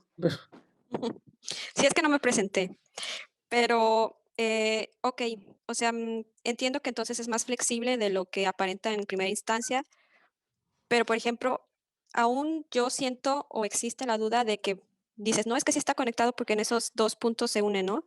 Pero entonces la conexión se da después de todo un proceso. O sea, por ejemplo, eh, logos y el ser se da después de todo un proceso en el que pasa por compositor, intérprete, audiencia y después de ahí se salta a Eros y luego a ser. ¿Alcanzas a ver mi mouse? Sí. ¿Ves esta conexión? Ah, ok, ok. Ok. Sí, esa era como la duda entonces que había del gráfico, o sea, que no solamente se unen bueno, o sea, sí, que es como un caminito entonces, ¿no? No es como que es un triángulo y luego es la catenaria. Así es, velo como Ok. un todo completo. Ok, ok. Está bien. Muy bien. Y entonces entre el compositor y la audiencia no hay ninguna unión directa. Directa, pues no, aunque es interesante lo que planteas, porque sí hay, en términos de ubicación, sí lo pensé como que están en un mismo nivel, es decir, hay una línea implícita o tácita entre estos dos. Están en el mismo nivel de relación con la, digamos, abstracción de lo que suena en términos del momento del que suena. Ok. Sí, porque por ejemplo, ahorita ya me explicaste, ¿no? Que luego si el ser se une, pero yo jamás, o sea, lo hubiera pensado, o sea, en ese sentido, pues faltaría como, pues es que no sé, o sea, porque en ese sentido, como que en primera instancia no se entendería ciertas conexiones o ciertas relaciones entre lo que planteas ahí con el gráfico que se muestra, ¿no? Porque yo no hubiera pensado que el ser y el logos estuviera conectado, porque no hay una línea directa entre ellos, ¿no? Como que uno, a lo mejor eso no queda tan claro y pues no sé si luego tú a lo mejor sí, tal vez valdría más la pena adelante visitarlo revisar. en una explicación. Sí, porque pues se supone que también lo organizamos en diagramas y eso, porque es visual, ¿no? O sea, estamos representando las cosas que estamos analizando de una manera visual y que sea como fácilmente entendible, pues, ¿no? Sí, me pasa que yo sí veo ese camino, esa conexión, pero sí vale la pena. Sí. Sí, es que como tú lo hiciste, seguramente ves un montón de cosas que nosotros ni nos imaginamos, ¿no? Pero pues no se ve ahí, pues así. Al menos nosotros en un primer acercamiento, pues es como más complejo, pues, ¿no? Sí, hay la invitación, por ejemplo, esto sería otro ejercicio para un lector, ¿no? Que pues, sería un poco este caso, sería a recorrer este símbolo, recorrerlo en todos los sentidos posibles de la palabra y interpretarlo en la medida que se recorre. Ok. Bueno, jóvenes, yo, Eduardo, ¿yo puedo comentar algo nada más? Una cosa más. Eduardo, Sí, lo que yo, es que yo siento que un poco todas las participaciones que hemos tenido, sobre todo sobre el diagrama, como que de repente nos tendemos a asumir o a proyectar como nosotros en el diagrama de Leonardo, ¿no? Eh, Incluso queremos como que entender los propios caminos o las propias representaciones o el propio modelo como nosotros lo entendemos a través de los conceptos que él plantea. Y creo que incluso Julio, ¿no? Cuando todos, y es la manera, porque todos lo llevamos a la práctica con algo que hemos hecho. O sea, Julio también dice la creación en vivo, donde el creador es al mismo tiempo intérprete y espectador de la realidad que se está produciendo en tiempo real. Yo lo que creo es que lo interesante del diagrama, como lo plantea Leonardo y como lo deja y como lo propone ver, es que revela mucho de Leonardo, de cómo él entiende el proceso y cómo él lo ve. Y eso es lo que a nosotros nos permitiría ver también un poco cómo él lo entiende, porque, por ejemplo, a mí se me hace muy interesante que dejes al intérprete en un eje totalmente con el ser, ¿no? Como que revela que la figura más importante para ti es el intérprete. Y no solo ahí, sino también el hecho de plantearlo desde la hermenéutica, que creo que la hermenéutica es una disciplina que considera la interpretación, ¿no? Como su centro. Y creo que todos estos rasgos que nos deja ver, cómo lo está planteando Leonardo, más que querer proyectar nosotros cómo debería de ser para nosotros entenderlo, más bien debería de ser cómo Leonardo lo entiende y cómo para él es, y eso deberíamos observarlo a partir de él, ¿no? Un poco ponernos en sus zapatos para comprender eso, porque creo que es importante también que todos podamos hacer un reordenamiento a partir de su diagrama, ¿no? Tal vez para unos el compositor esté hasta abajo, para otros no haya creador, para otros haya compositor. No sé, pero en general se me hace muy importante cómo tú lo ordenas. Eso creo que es lo valioso, el ordenamiento que haces de esto y los conceptos que utilizas para ello. Y bueno, en general nada más felicidades. Muchas gracias.